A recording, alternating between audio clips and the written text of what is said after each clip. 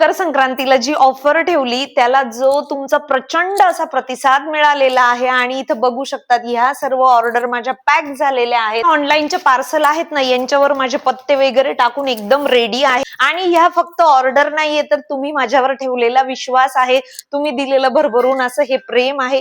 ह्या बघा, ह्या सर्व माझ्या सीओडीच्या ऑर्डर आहेत.